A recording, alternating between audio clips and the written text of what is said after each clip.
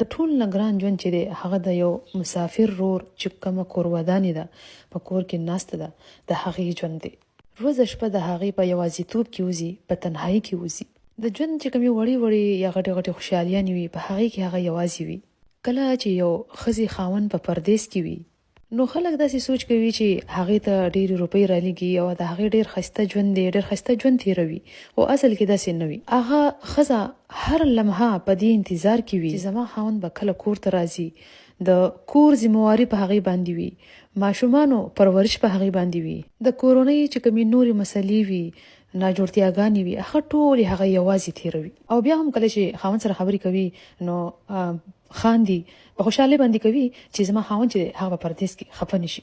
او هره ورځ او شپه د الله پاک نه دا دعا کوي، یا الله زما خاوند په خپل حفاظت کې وساته او کامیابی ولا ورکا، د لوی ژوند سره ډیر زری زما خواله واپس راوله.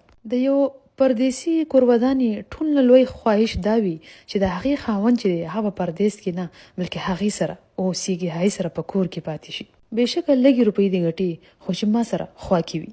که ستاسو په کور کې یو داسې زنانه ده چې د هغې خاوند په پردیس کې دی، بهر دی، نو د هغې قدر کوئ، ځکه چې هغه نه صرف ستاسو کور سنبالوي، خاوند نه بغیر پاتې کیږي او ستاسو سهاره ده. پردیسي ښځې ژوند چې وي هغه ډیر ګران وي، بېشکه نور خلکو ته به نه ښکاري خو اصل کې ډیر ګران وي. امید لرم چې ویډیو به ستاسو خوښه شوي. الله په امان.